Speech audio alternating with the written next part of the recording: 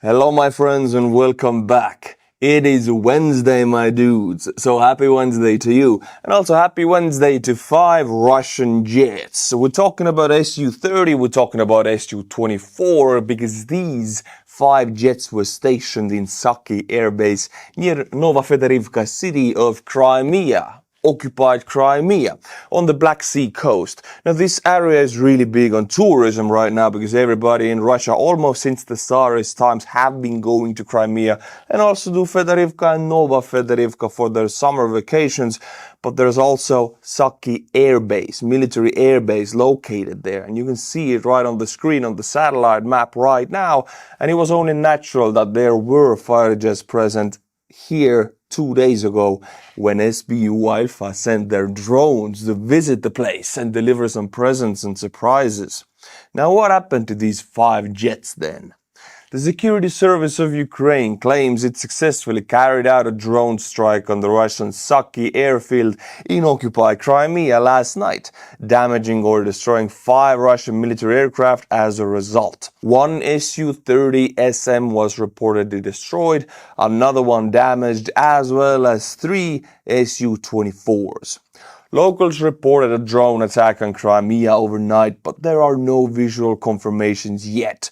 We'll have to wait for updates on satellite imagery. Yeah, unfortunately I don't have a video for you, but SBU ALPHA group in Ukraine is one of the most elite special forces in Ukraine. Why do I know this? Because I've visited them I think 6 or 7 times now. And why is it connected? Well, because this dude right here on the cover of my book is a leader of one of the ALPHA group's unit, and he is a personal friend of mine, and I've delivered hundreds of drones with your help to this group. And they gave me this, ALPHA. So this is from them, and they are the ones who sent the drones to the Saky airbase to destroy or damage these 5 Russian jets, which is nice. I have to say, very nice. This next story, I wouldn't believe if there weren't videos about it, and it's been owned in Russia, honestly. Russian soldiers previously exchanged in prisoner swap have once again been captured by Ukrainian defense forces. So, yeah, you heard correctly. These troops who are now captured have been captured for the 2nd time already, because previously they were captured, released back with the prisoner swap, and then again captured. Let's watch a video. This guy on the video, a Russian soldier, his name is Sakdagai Shaga from Tuva. So this means he's a soldier from one of the poorest Russian oblasts or republics. He's not ethnically Russian, he's Tuvan. You know, since the Golden Horde and Genghis Khan was the biggest empire this world has ever seen, and they were one of the original lands of that Mongolian empire. Tuva Republic was one of those lands. They were great soldiers once, but now they're one of the poorest regions in Russia. I want to watch this video with you because these stories are insane, and they describe how Russians view them really as meat. They exchanged them back to Russia just to use them as meat again. Sergei Mikhailovich, I was born on January 31st, 1995. Damn, this dude is as old as I am almost. I signed the contract on December 10th, 2024. By the way, notice his very thick accent, Tuvan accent in Russian. I was the 83rd Regiment. I was captured on the 15th of 2025. Then on June 20th, I was exchanged in 2025. After the exchange, they took me to Moscow. He's talking now about the prisoner exchange for the first time, that he was a POW, then exchanged back to Russia. Then the Russians took him to Moscow. In Moscow, I was locked up for 14 days. So they actually put him to prison. And then I was sent back to the 80th Regiment, now the 82nd Regiment, once again captured. So yeah, They took him after the prisoner swap, they locked him up for 2 weeks, then they sent him straight back to the front, and now again he's again captured. And the same with this dude. I'm gonna save your time. He was born on 14th of February 2004, so he's super young.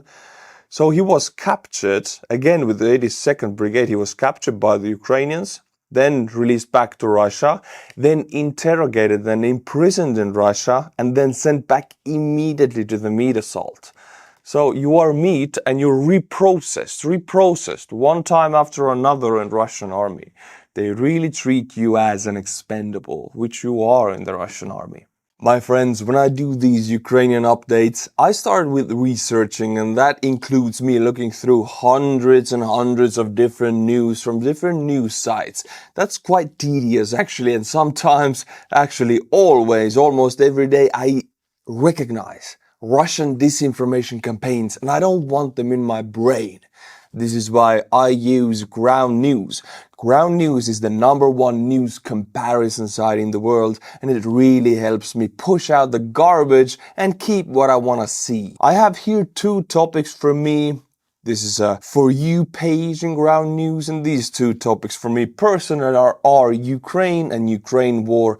I want nothing else. This really makes my workflow more efficient. Here I can see news that I want to read that is connected to Ukraine, so I can really do my research and get ready for filming. And then I do film and edit, and the editing itself takes a lot of time, so I gotta be efficient at the beginning of the day. Out of these news articles, I picked Senate panel advances funding bill with 1 billion for Ukraine. I mean, this is of course United States Senate approving next year's defense spending, which is a big, beautiful amount. On the right panel here, I can see the coverage detail. Total news sources 28. I mean, if there's only 1 or 2 news sources reporting on the news, you know it's not popular enough or it's too local to get to your field of vision. Below that, we have the bias distribution, and you can see it's 72% center. Or if it's leaning right or leaning left, you know your political views best, so you can pick the area where you want to read. I personally would like to keep it as center as possible. And below that is one of the most important tabs here, which is the factuality of this news across all of these 28 sources, which is 89% high factuality. Out of that 89%, 50% is very high factuality. This is good enough for me, it should be good enough for you. And below that, there is also the ownership of the news houses who report on this. Another awesome tool Ground News gives you is the list of all of the sources with the headlines. You can see different headlines below each other, and you can see are they center, low factuality, high factuality, leaning left, leaning right. And note that the wording in each title differs on their agenda. It is very interesting to see. I use all of these tools Ground News gives me to make the most efficient research before I shoot my videos. I think so should you. By the way, you can get the same plan I use for nearly half the price. Just go to ground.news/Artur or scan the QR code on the screen to get their unlimited access Vantage plan for just $5 a month. Or you can also make it a gift. Gift it to somebody as a birthday present or anniversary. It's a good gift about the truth of information. It's actually one of the best gifts. Thank you Ground News for sponsoring today's video. I can already see that today is a day of stories. It's a Wednesday story time because now I bring you a Russian woman who tells us a story about his life and about all of Russia, and I just want to watch it with you. First of all, how old do you think this woman is? Correct if you thought that she's 27, because she is 27, but she looks about 30. Now, she is a peculiar personality. Her husband is in war. He's going to the special military operation. I register our children under his name.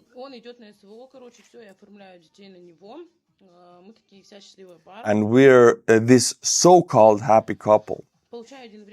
Then I get a one-time payment of 5 million rubles. Anastasia Digovna Pupshikova.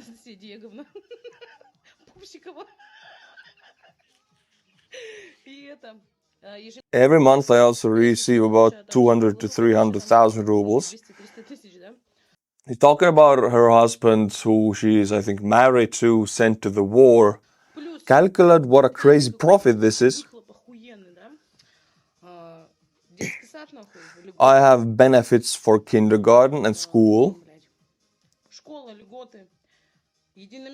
I'll receive monthly payments as wife of a serviceman. She's really proud about that money. Damn, we're going to live well. Well, we'll even go on vacation to the sea. To the sea, she's talking about Crimea, you know, Nova Fedorivka or Malta. Damn, do you think why my kids are going everywhere? To Abkhazia, Georgian territory?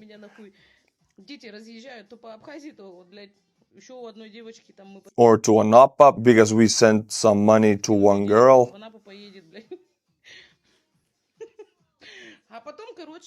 And then they will kill him there, you know, her husband, in Ukraine. And then maybe we'll buy a house. I don't know, because when he dies, she gets a lot of money when he dies. And she's laughing because it's like, yeah, when my husband dies, I'll be able to afford a house. Nice. I don't know if we will buy a house or not. But the thing is, this is Russia. This illustrates perfectly how the family relations work in Russia right now with the war in the context and what Russian culture is.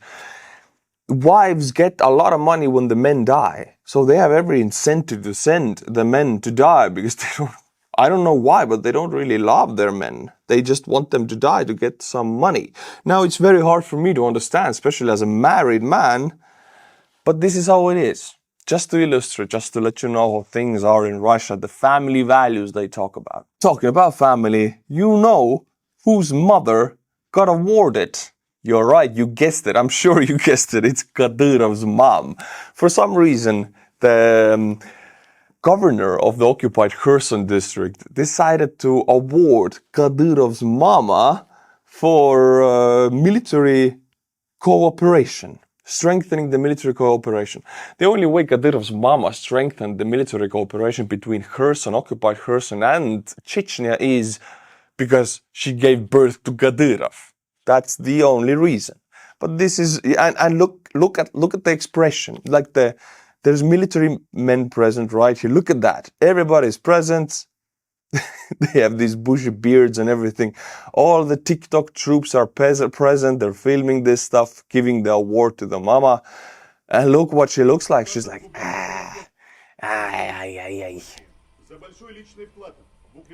Look at that face. The face of gratitude and pride and happiness. What is this expression? We don't have that expression in Estonia. I think it's a very Russian or Chechen expression. Now, my friends, with this next bit, I'm here to even if before I show it, I'm here to call out panic and false information, disinformation. There have been, in Belarus, spottings of BTRs in Gomel, specifically spottings of BTRs with red squares. Let's watch the video. Don't mind the dude with the paratrooper shirt. So, yeah, red squares, and the officer is wearing red armbands and everything, and people say, oh, this BTRs and this army group is going to invade Ukraine from the north. And Russians are sharing this, Belarusian army is sharing this info because they want to strengthen the panic, strengthen this disinformation. I'm here to claim I'm sure about this 100%. Russia and Belarus combined, they do not have any kind of extra strength to start a new invasion or a new front, totally new front from northern Ukraine or anywhere. Russia is barely managing to hold the front and advance in some areas very slowly when they push everything in. There is no men present there by tens of thousands that can start this new invasion. There's no machinery present there that would be needed. We're talking about hundreds, if not thousands of BTRs and APCs and tanks that are not there.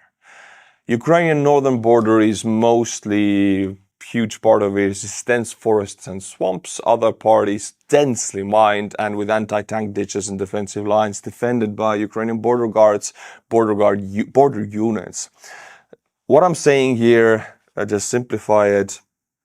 There will be no invasion from Belarus to the northern Ukraine because there's no capacity for that. If they do that, they will immediately be destroyed because the units that they have there, Russia and Belarus combined, are small enough for Ukrainian border units to handle them within a week. So that's the truth.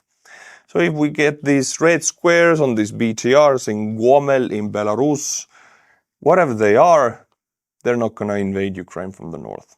But you know what season it is in Russia?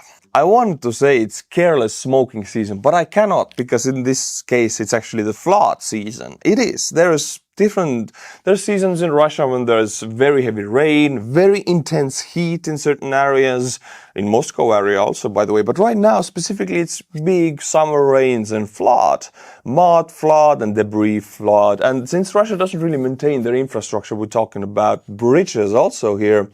They are mostly from 50, 60, 70 years old Soviet bridges, and if a huge flood happens next to the bridge, this is what happens. Let's watch the video.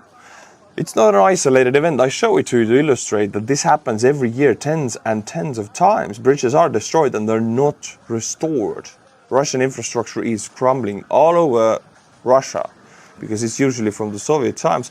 And this bridge is sleeping with the fishes. It's gone. Now a stronger bridge could have withstood this flood, but this one couldn't because it's not maintained, it's very old, and it's from the Soviet times, so it's poorly built. Just to illustrate this even more, here is another flood which doesn't destroy this bridge. I think it's newer, but you can see the scope of this.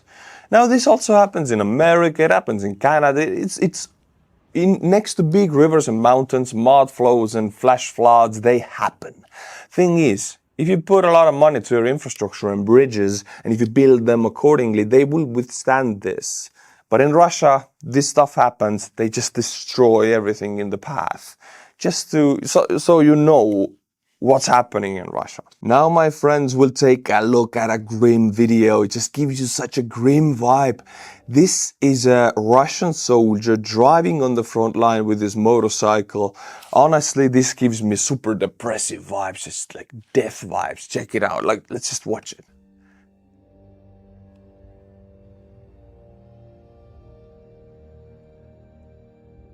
Like you're alone, all alone, your comrades are gone, you're part of a meat assault, all you have is this bike, you cannot go back because the barrier troops will shoot you, you cannot go forward, you cannot surrender because they will exchange you back, you'll be sent back to the meat assault, you just have to drive and drive and drive.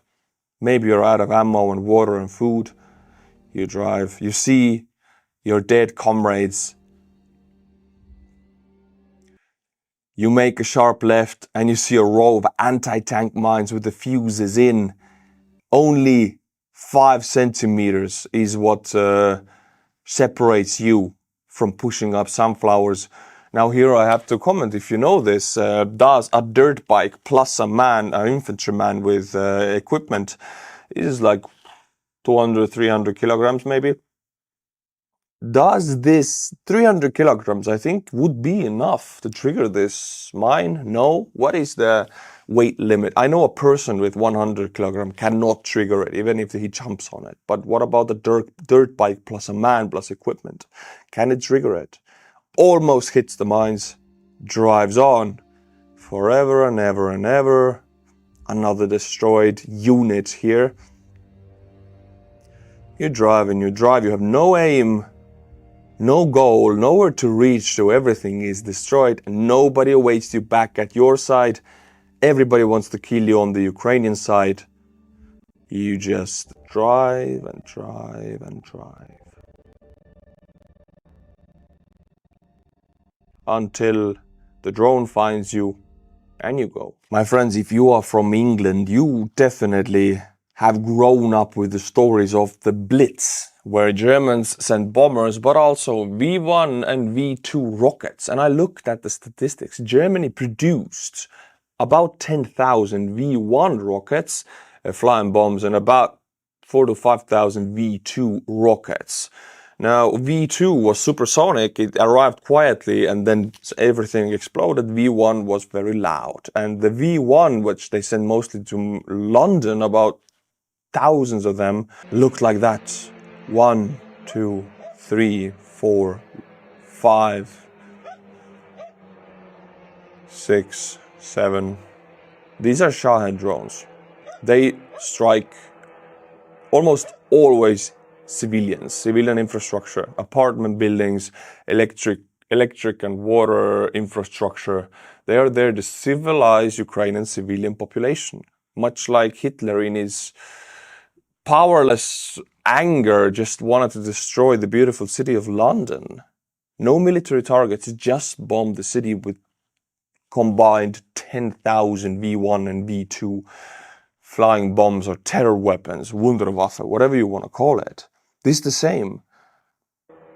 Russia sends tens to hundreds of these Shahed drones every day. They go one by one like that in a row. It's very much like the Blitz. If you grew up with the stories of the Blitz in England, Ukraine is living that right now, that your grandfathers or your fathers and mothers lived through in the 40s. Right now it's happening in Ukraine. My friends, but I think now is the proper time to thank Buy Me a Coffee monthly members. But I cannot say members because there's only one new member, actually. Because only one joined. So if you want to change that, hit the link in the description below and sign up for a monthly membership on Buy Me a Coffee, and I'll be butchering your name. But this one dude who joined up, I'm glad you did. Roberto Mejia aka Gberticus. Thank you so much. And since I don't have any more members right now, I'll just show you the book. As I mentioned with the Alpha group destroying 5 Russian jets or damaging them, this is one of the unit commanders, my personal friend. Many stories about Alpha group and how you guys personally helped them with your donations because I delivered these drones. So go and get the book. Link is in the description below. You can see it also on the home page on the screen. It will arrive very fast to you because it's already in America. Now, my friends, I'll dedicate quite a lot of time to this story because I've ignored it for some time, but it's become so big, I have to talk about it. And first of all, we'll watch this overviewing video and then I'll open it up for you. Let's just watch it. Can you imagine a European megacity with no access to running water? Yet this is what Russia has done to Donetsk. Once a thriving economic and cultural center with nearly 1 million residents, it is now a dying city. Can you imagine if you're living in Europe or America or Australia, you know a city with 1 million people, right? It's okay. There's many cities like that. Now imagine there's no water in that city. Can you imagine? No water from the taps, toilets, showers, nothing. Only these puddles on the street. Now, even those who left are struggling to survive. Water only flows from the taps once every 3 days for a few hours. People wait in line for hours with canisters and bottles to collect it. The water is dirty and unsafe to drink. Russia tries to portray the city as blossoming, but it isn't true. So why is this water dirty like that, that comes once every 3 days from the taps? Well, because Donetsk was, ever since the early Soviet times and to nowadays, a very big coal mining area. Still is. There are still these mines, but they're not active right now because Russian occupation pretty much stole all the equipment and sold it to scrap metal. I kid you not. Now, these underground mines in the Donetsk basin are huge underground cavities. There are underground rivers in this same area where all of the water was pumped to the citizens. There was running water on the ground. It was really good. All of the mines were pumped dry all the time when they worked for the last, 70, 80 years. But now when the Russians occupied Donetsk in 2014, they sold all the pumping equipment and mining equipment for scrap metal or stole it into Russia, which means all of the mines flooded with these underground rivers and underground water, which was clean, flooded the mines. And the mines had a lot of, silt and iron oxide and coal dust, which went into the water, which is now part of the underwater river system, which is part of the drinking water system of Donetsk city of 1 million people. And now, because Russians are not maintaining their infrastructure, namely not pumping out the water from the mines anymore, because there's no pumps anymore, This water comes from the mines pretty much, Donetsk mines. It's like the mines of Moria from Lord of the Rings or something. It's dark, it's dusty, it's old, and these orcs are occupying this city and you get this dark orc water. It's really bad. That's the backstory for you. Why Donetsk doesn't have water right now. Because Russians did not maintain Donetsk underground water facilities and mines ever since they occupied the area in 2014. It took only 10 years for this to happen. For 1 million city to lose their running water fully. And 1 million people, it's a catastrophe. It's hard to describe how horrible this is. Because in Donetsk, temperatures go to 40 degrees Celsius in the summer. So what Russia is doing, I mean, they're not really doing that, but they have to transport water into this city because they were causing this environmental disaster of no water in this huge area. They have to transport it with tanks, which is obvious. They're not enough. I mean, this water is 1 day's, 2 days worth for the entire city. It's nothing. There's insane amount of videos of people collecting puddled water. If it rains, yeah, you can collect rainwater. It's okay. But it doesn't rain in the summer for a long time sometimes, and it's like 40 degrees Celsius. I don't know how much Fahrenheit that is. 100 degrees maybe. And no water at all, nowhere. So you collect it from the puddles. If you boil it through, you can at least, drink it if you have some filter on it. People are really suffering, and I kid you not, dying. Civilians are dying because of it, because there's no water. Everybody is standing in line to get it. They're buying these big canisters because your tap water doesn't work. It doesn't run. You gotta get it where you get it, from the puddles, from rain, from everywhere. So you buy up these canisters. Some of them were holding diesel and gasoline before. You just buy them up. Otherwise you'll die. You need to do this.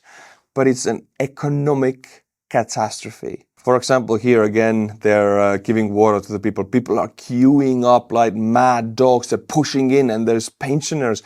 They're pushing in to this tiny doorway to get some water, get something. The scope of this catastrophe is massive. The city was flourishing 2014 and prior. It was a cultural center of Donetsk. It's Donetsk city of the Donetsk Oblast, right? And now it's a dying city. Truly the mines of Moria. But it's not only Donetsk. If you go wider a little bit, there's this same issue actually on the front. Because, as I said, Russian soldiers are expendable. So why do you feed and give them water to drink when they're gonna die in 3 days on the front? So usually what they drink is the puddled water again. They boil it through sometimes to get it clean. Sometimes they don't, and then they get the diarrhea, which happens a lot on the front actually. But you die in a few weeks anyway, so why transport a lot of water? Because water is very difficult to transport. It requires machinery because water is heavy and machinery will be destroyed. So usually what they do is they, try to use motorcycles to do that, as you can see here. Just water on the motorcycle like that is construction built around it, some potatoes, some onions and stuff. I don't know, maybe that's beer. I don't know. But this is what they do. Russian soldiers on the front, they are thirsty, very thirsty, because it's incredibly hot and dry in the summer season.